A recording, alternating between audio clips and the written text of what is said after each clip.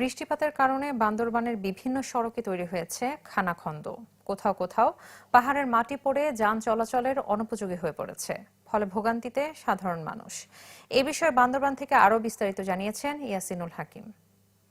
টানা বর্ষণ, কখনো আবার ভারী বর্ষণ, কখনো গুড়ি গুড়ি বৃষ্টি, এটির কারণে বান্দরবানের বিভিন্ন জায়গাগুলোতে পাহাড় ধসের সংখ্যা যেমন দেখা দিয়েছে, পাশাপাশি বান্দরবানের রুমা, তানসি, রংছড়ি, লামা, বান্দরবান সড়ক, বিভিন্ন সড়কগুলোতে আসলে খানাখন্দে গড়ে উঠেছে। আমরা দেখেছি বিভিন্ন জায়গাগুলোতে পাহাড় ধসে মাটি যেমন পড়েছে, পাশাপাশি বান্দরবানের লামা সড়কের যে মাজরপাড়া হয়ে যে সড়কটি হয়েছে, সেই সড়কটি বিভিন্ন জায়গাগুলোতে প্রায় 14 থেকে 18টি খানাখন্দ রয়েছে, যেগুলোর কারণে কিন্তু কোনো যান চলাচল আসলে সেদিক দিয়ে করা যাচ্ছে না বলে আমাদেরকে স্থানীয়রা যেমন জানিয়েছে।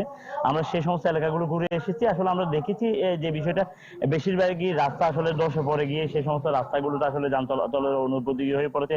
অনেক জায়গায় সড়কটাও আসলে ধসে গিয়ে আসলে পাহাড়ের সাথে মিশে গেছে, যার কারণে সেই সমস্ত জায়গাগুলোতে মানুষ চলাচলে অনেকটা আসলে বিঘ্নিত করছে বলে আমাদেরকে জানিয়েছে। আমরা অন্যদিকে দেখেছি বান্দরবানের রংছড়ি, লামা, রুমা, তানসি সহ বিভিন্ন উপজেলাগুলোতে যে আন্তঃসড়ক যোগাযোগ রয়েছে, প্রত্যেকটি জায়গায় পাহাড়ের মাটি পড়ার কারণে বিভিন্ন জায়গাগুলোতে যান চলাচল ব্যাহত হচ্ছে। আমরা কথা বলেছি সড়ক ও জনপদের সাথে, আমরা কথা বলেছি স্থানীয় সরকার প্রকৌশল অধিদপ্তরের সাথে। তারা আমাদেরকে জানিয়েছে অতি দ্রুত সময়ের মধ্যে বান্দরবানের যে সমস্ত সড়কগুলো আসলে বেকার করতে চলাচলে বিপাকে পড়ছে মানুষ, সেই সমস্ত সড়কগুলো রিপেয়ারিং করার মাধ্যমে, তারা সংস্কারের মাধ্যমে এই সড়কগুলো জনগণের জন্য আবারও চলাচল উপযোগী করবে। পাশাপাশি এখনো পর্যন্ত আসলে যান চলাচল সড়ক ধসে যাওয়ার কারণে এখনো পর্যন্ত বান্দরবানের লামার মাজরপাড়া হয়ে যে লামা সড়কটি রয়েছে, সেটি এখনো পর্যন্ত যান চলাচল আসলে বন্ধ রয়েছে। সেই সড়ক দিয়ে আসলে মাটি পড়ে যাওয়ার কারণে এখনো মানুষের স্বাভাবিক চলাচলও আসলে অনেকটা ব্যাহত হচ্ছে। আমরা কথা বলেছি জেলা প্রশাসনের সাথে, জেলা প্রশাসন আমাদেরকে যেটি বলছে, বান্দরবানের টানা বর্ষণের কারণে বিভিন্ন জায়গায় যে ক্ষয়ক্ষতি হয়েছে সেগুলোর তালিকা প্রস্তুত করা হচ্ছে। এই তালিকা প্রস্তুতের পর